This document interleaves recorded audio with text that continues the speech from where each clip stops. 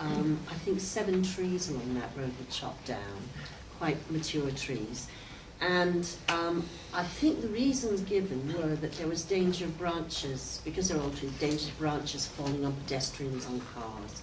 Damage to the drains from the roots underneath, you know, the road and so forth, and also damage to the foundations of the houses that, you know, had been caused because these trees were so old. Now, I don't think there was any consultation. There was notices appeared that these trees are going to go, but I don't recall receiving any sort of, well, no, sort of consultation. The other problem they said was that, talk about the lights damaging the trees were damaging the street lamps and also making the street dark, especially in summertime, because they were stopping the light from getting onto the pavements. Well, those were the reasons given for chopping them all down. But they have actually replaced them with little saplings. So. Okay, so maybe here. Pat Wagner, Gleaders Valley Wildlife Trust.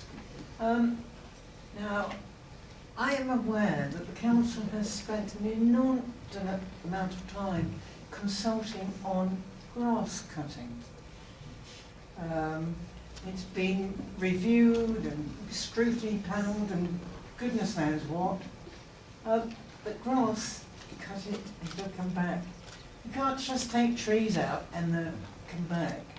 And actually, unless you replace them carefully, I mean, it must cost a lot of money to replace trees.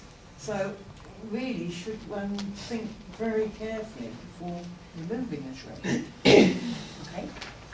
Gentleman right at the back. You mentioned HS2, and in the light of that, when you think of the fact that in government circles people are talking these days that the ancient woodland is actually irreplaceable.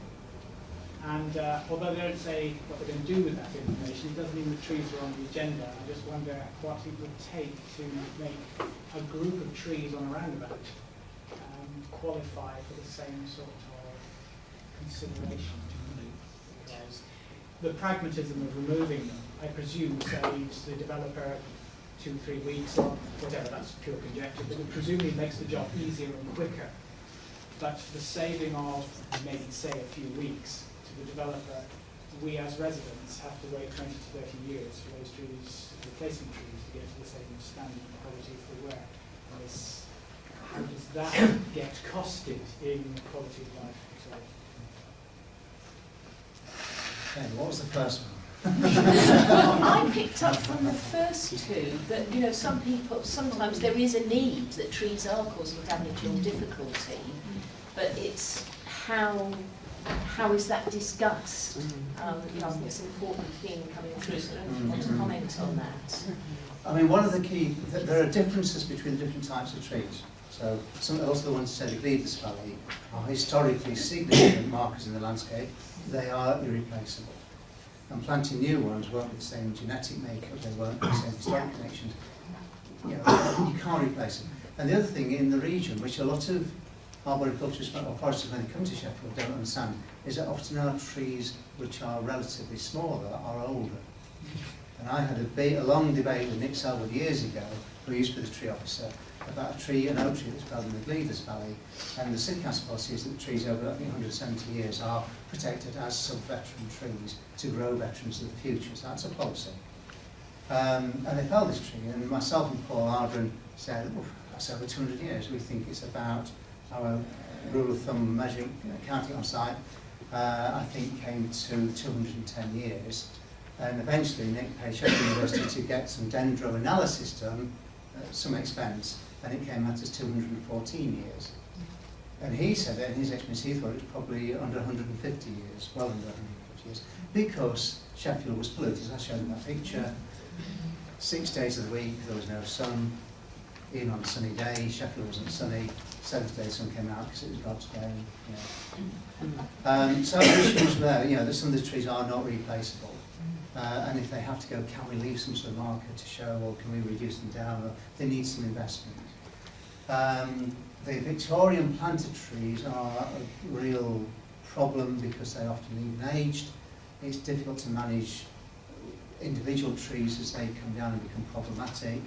and they do break up pavements, etc., etc. And it's really then, I think, talking to people and finding a balance.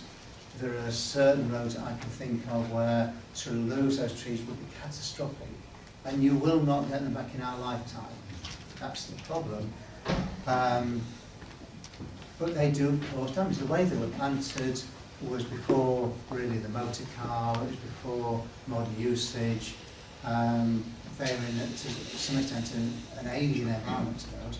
Some of them will not die that quickly. Some of them will actually last a long, long time.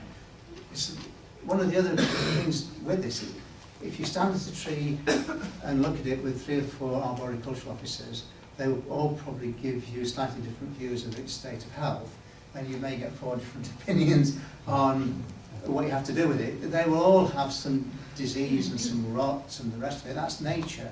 You know, if we look around the room and we decide to take out everybody who's got a bit of a creaky knee from playing football or something, do we nurture them through into old age, or do we say, well, it's cheaper to get rid of you? So, it's government, who knows?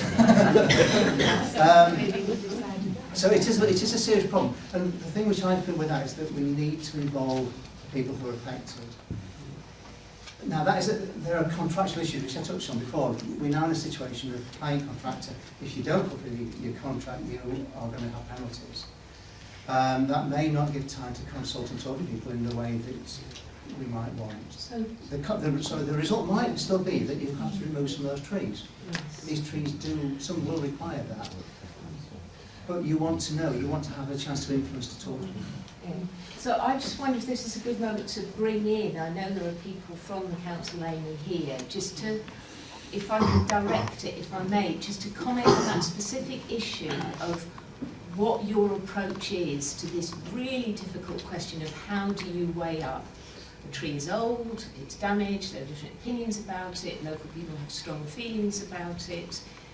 How are you consulting on that?